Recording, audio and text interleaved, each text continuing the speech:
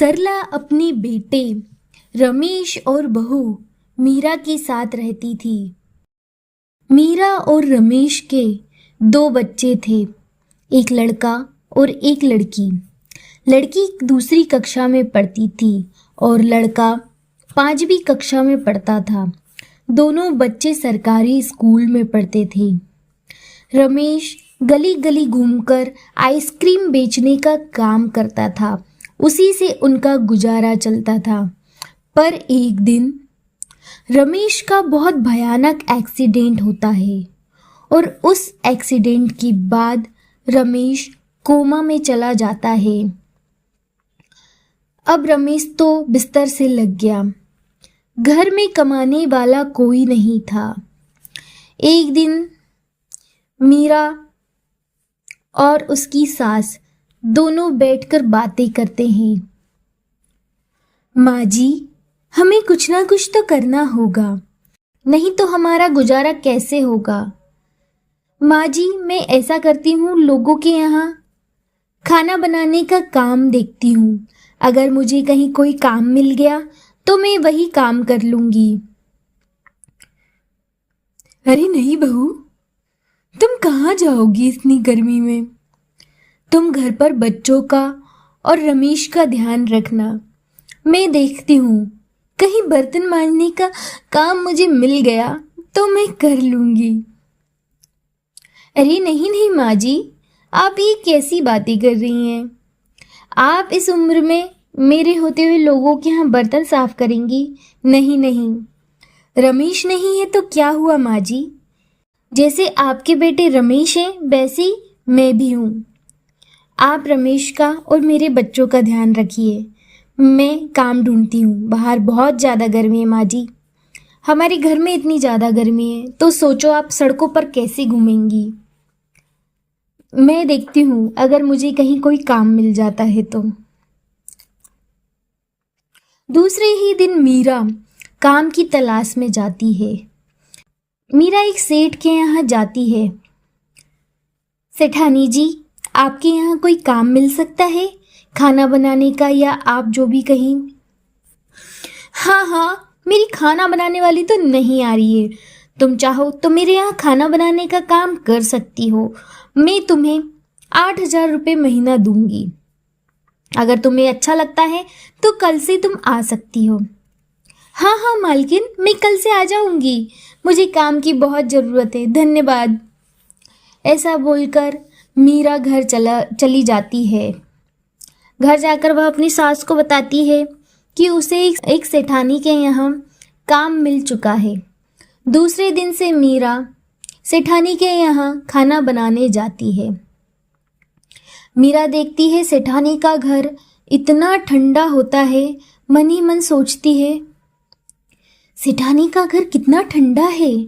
हमारा घर तो इतना ठंडा कभी ठंड में भी नहीं रहता है। और मेरे बच्चे घर पर गर्मी से झुलस रहे होंगे और यहाँ इतनी ठंडक। मीरा सेठानी के यहाँ खाना बनाती और उधर मीरा की सास पूरे घर की जिम्मेदारी संभालती। अपने बेटे रमेश को देख का ध्यान रखती और मीरा के बच्चों का भी ध्यान रखती। पर मीरा ने खाना बनाने के लिए मना कर दिया था। मीरा डेली घर जाकर ही खाना बनाया करती थी। ऐसे ही दिन निकलते गए।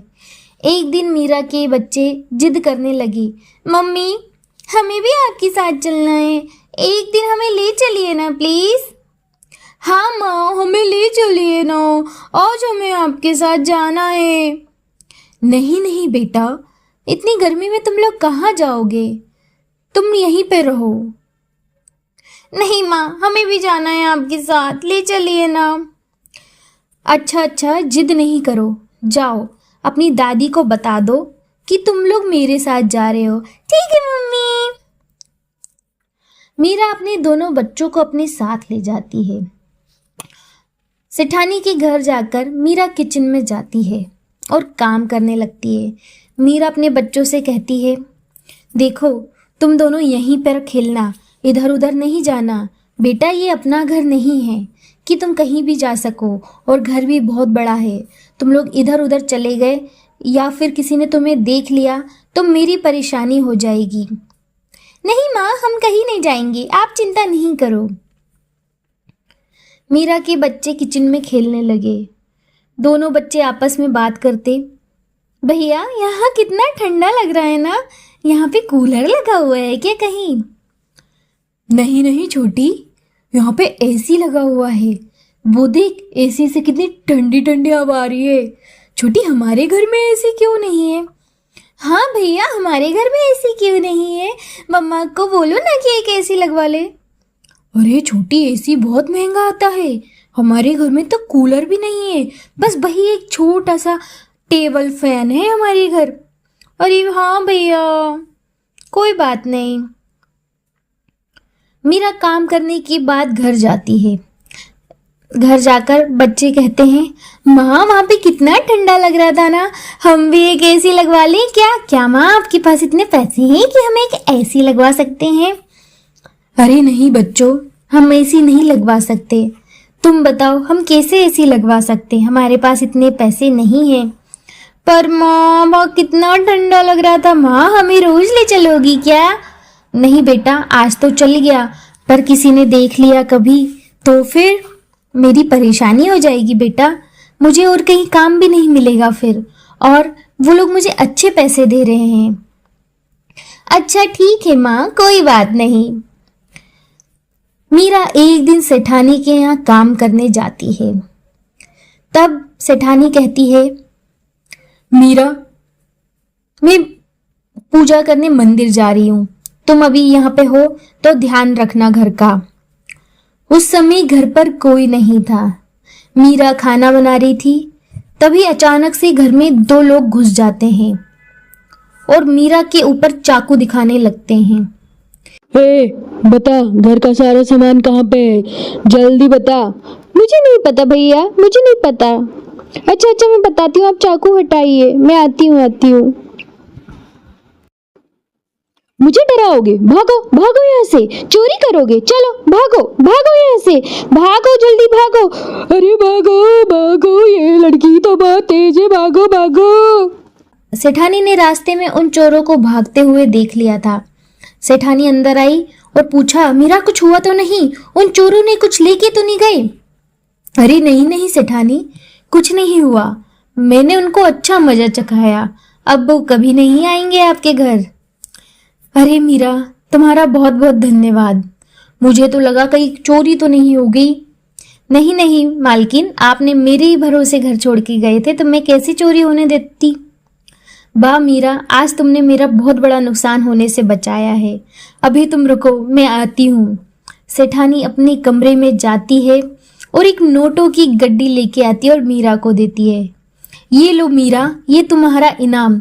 नहीं सेठानी जी, मुझे ये नहीं चाहिए।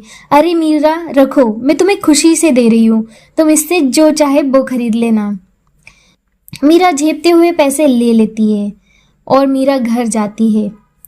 तब मीरा को याद आता है कि बच्चे एसी बार कर रहे थे, इसलिए मीरा उन पैसों से एक एसी लेने का सोचती है और मीरा उन पैसों से एक एसी खरीद लेती है। और जब वो एसी घर लेकर जाती है और लोग उसको लगा देते हैं, सब लोग बहुत खुश हो जाते हैं। मीरा के बच्चे तो इतने नाचने कूदने लगते हैं कि पूछो ही मत। और अब एसी में वो लोग आराम से सोते हैं। मीरा भी आराम से ठंडे में बैठ के खाना बनाती है, क्योंकि उनका एक ही तो कमरा था, वही किचन, वही सोना, तो बढ़िया एसी में खाना बनाना, खाना खाना, सोना। धीरे धीरे मीरा का पति भी ठीक होने लगा था। अब उसकी याददाश्त वापस आने लगी थी, पर मीरा सेठानी के यहाँ बढ़िया काम कर रही थी। तो ऐसे गरीब सास बहू के रसोई में लग गई एसी।